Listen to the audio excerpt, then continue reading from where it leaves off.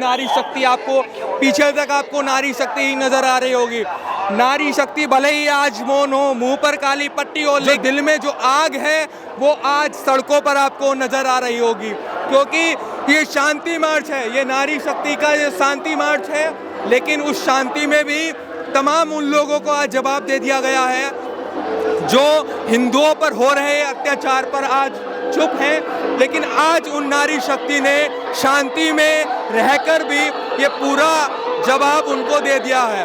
आप इधर देखेंगे तो आपको नारी शक्ति चारों तरफ नारी शक्ति आपको नजर आएगी। और इस पोस्टर पे आपको नजर आएगा दलितों पर अत्याचार जो हो रहा है उसको बंद करा जाए। अपने साथी से कहूँगा एक बार आप दिखाएं किस तरीके से नारी आज आगे बढ़ चुकी है। अगर आप हमारे कैमरे की नज़र से इधर देखेंगे तो ये नारी शक्ति इधर नज़र आएगी, उनके पीछे फिर नारी शक्ति।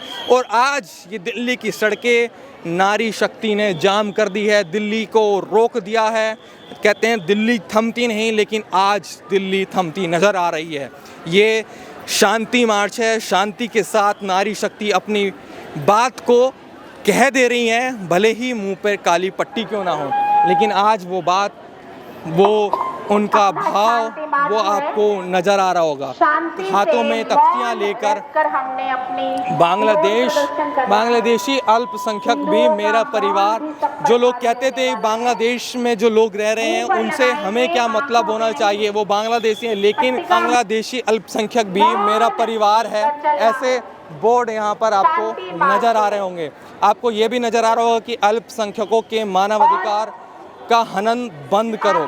जो मानवाधिकार वाले जो लोग हैं, जो हर बात पे मानवाधिकारों की बात करते हैं, तो बांग्लादेश में जो अल्पसंख्यकों के मानवाधिकारों का हनन हो रहा है उसको क्यों नहीं बंद किया जा रहा है, उस पर क्यों चुप्पी साधी बैठे हैं। तो उसको आज यहाँ से ये भी आपको जवाब आपको मिल गया होगा। तो बांग्लादेश में हिंदुओं पर अत्याचार बंद करो के नारे इस वक्त दिल्ली की सड़कों पर आपको गूंजते नजर आ रहे होंगे। और देख सकते हैं इधर नारी शक्ति ये मार्च लेकर निकल चुकी है जंतर मंतर की ओर, उन कट्टरपंथियों को जवाब देने के लिए आज दिल्ली की सड़कों पर ये सब नजर आ रहा होगा।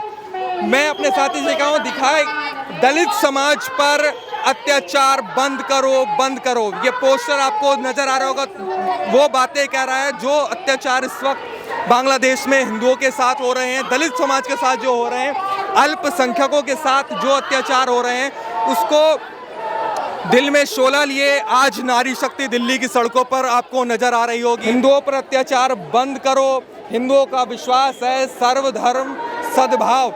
हमारा विश्वास है, हम सर्वधर्म की बात करते हैं। बांग्लादेश में जो हो रहा है उस पर बहुत बड़ा सवाल आज उठा हुआ है। इतने दिनों से वहाँ पर ये घटनाएं हो रही हैं, विवाद कुछ और होता है लेकिन टारगेट हिंदू हो जाता है। ऐसा क्यों, उसको आज यहाँ की महिलाएं पूछ रही हैं। शांति के साथ ये मार्च कर रही हैं। सड़कों पर आज नारी शक्ति इस वक्त नजर आ रही होगी, हाथों में झंडा, मुंह पे काली पट्टी, माथे पे काली पट्टी और साथ में दिल में शोले लेकर ये आगे बढ़ रही हैं। देख सकते हैं इधर नारी शक्ति के हाथ में ये पूरे आपको बोर्ड नज़र आ रहे होंगे, जैसे कि यहाँ पर लिखा है 1971 में बांग्लादेश में 14% और 2024 में बांग्लादेश में हिंदू 8% हो चुका है। बाकी हिंदू कहाँ गए, ये भी एक सबसे बड़ा सवाल है। बांग्लादेश में विवाद कुछ और होता है लेकिन अत्याचार हिंदुओं पर, महिलाओं पर होने लगता है। क्या जवाब आज यहाँ से देना चाहेंगे? यही कि हिंदू जो है जब तक एकता में नहीं रहेंगे, यूनिटी में नहीं रहेंगे, ये हिंदुओं के साथ अत्याचार होता रहेगा।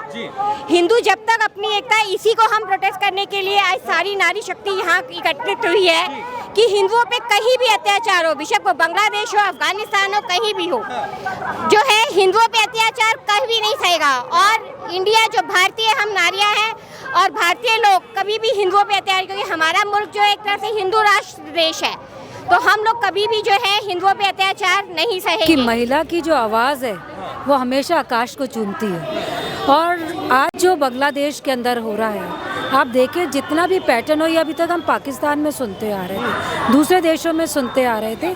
बांग्लादेश के अंदर जो भी टर्मोइल हुआ पॉलिटिकल, उसके अंदर हिंदुओं के साथ, जो माइनॉरिटीज़ के साथ जो अत्याचार हो रहा है, आज हम सब उसी के ऊपर आवाज़ उठाने आ रहे हैं। महिलाओं के साथ इतना व्यभिचार की एक छोटी 9 साल की बच्ची ने क्या किया होगा जिसको वहाँ पे गायब कर दिया गया। ऐसी कई घटनाएं हमें सुनने में आ रहे हैं। उनके जेवर को चुरा लेना, मंदिरों को तोड़ना, अगर आज देखा जाए हमारे हिंदुओं भाइयों को कत्लेआम कर देना, उनको लटका देना, इस तरह की जो घटनाएं हम सबके सामने आ रही है, हम सब महिलाएं आज उसके लिए एकत्रित की हैं। हम कमज़ोर नहीं हैं, हम बहुत मजबूत हैं और हम अपनी आवाज़ उठाने में सक्षम हैं। आरक्षण का विवाद था लेकिन वो हिंदुओं पर अत्याचार करने लगे, क्या लगता है क्या वाकई में आरक्षण का विवाद था या बात कुछ और ही थी?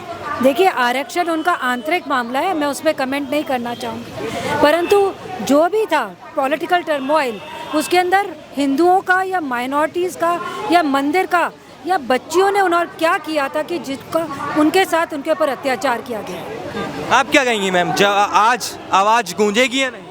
बिल्कुल गूंजेगी। मुझे तो लगता है कि बांग्लादेश में जो कुछ भी हो रहा है उसकी आड़ में हिंदुओं को टारगेट किया जा रहा है, खासतौर पे महिलाओं को, क्योंकि उन्हें पता है कि वो बायोलॉजिकली भी थोड़ी वीक होती हैं।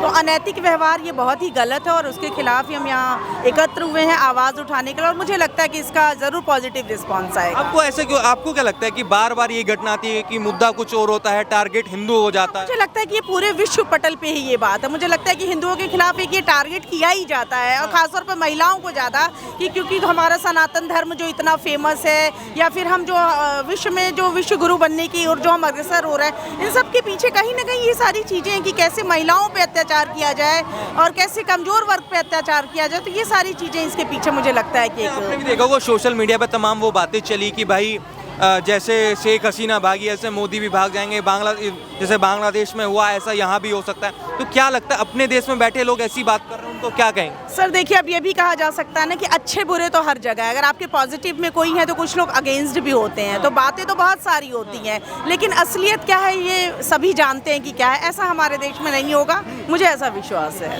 तो आज नारी शक्ति अपनी एकता दिखाने वाली है। बिल्कुल दिखाने वाली है सर, बिल्कुल। We raise our voice against the protection. तो बांग्लादेश में बैठी जो महिलाएं ये वीडियो देखेंगे तो क्या उनको विश्वास रहेगा कि हमारे हक में कोई आवाज़ उठा रहा है? बिल्कुल लगेगा। वो हमारा पड़ोसी देश है, नेबर कंट्री है हमारी, तो उनकी महिलाओं को हमें देख के थोड़ा सा तो मुझे लगता है हिम्मत आनी चाहिए उनके अंदर कि वो भी इसके खिलाफ आवाज़ उठा सके, एकजुट हो सके और अपनी हिम्मत दिखा सके। चाहे हम कहीं भी हो, आवाज़ उठाना हमारा अधिकार है और हम वो आवाज़ उठाएंगे, क्योंकि आप ये देखिए कि पूरा एक नैरेटिव चल गया है कि हिंदूज़ हैं तो वो किसी पॉलिटिकल पार्टी को सपोर्ट नहीं कर सकते, वो अपना फ्रीडम एक्सप्रेस नहीं कर सकते। यहाँ तक कि यूनाइटेड नेशंस के जो ह्यूमन राइट्स कमीशन है और ह्यूमन राइट्स जो डिक्लेरेशन है उसमें भी कहा गया है कि ये बेसिक ह्यूमन राइट्स तो होने चाहिए।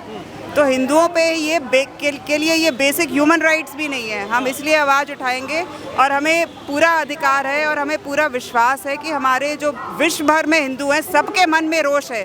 जब से आज हम यहाँ इकट्ठे हुए हैं, लेकिन ये रोष बहुत दिनों से है और ये इसीलिए हम लोग यहाँ इकट्ठे हुए हैं कि हमें दिखाना है कि हम उनके साथ हैं। आपको क्या लगता है मुद्दा कुछ और था, सरकार पलट दी गई, अब टारगेट हिंदू हो रहा है? वो हर जगह होता है। आप देखिए, वो चाहे बांग्लादेश हो चाहे विश्व भर में हो, हर जगह यही होता है। हम ये कह रहे हैं कि चाहे हिंदू कहीं भी हो या अल्पसंख्यक कहीं भी हो, उसे पूरा अधिकार है जीने का, अपना व्यवसाय करने का, किसी भी राजनीतिक पार्टी के साथ उसको एफिलिएट होने का अधिकार है, डेमोक्रेटिक प्रोसेस में पार्टिसिपेट करने का अधिकार है। तो इसीलिए हम यहाँ आए हैं कि हम इस बात को विश्व पटल तक ले जाएं कि हम हैं, आवाज़ उठाने के लिए हैं और हमारे जो अधिकार हैं हम उनका प्रयोग करेंगे, उपयोग करेंगे। तो क्या आज नारी शक्ति की आवाज़ पूरे विश्व में गूंजेगी? गूंजेगी, बिल्कुल गूंजेगी।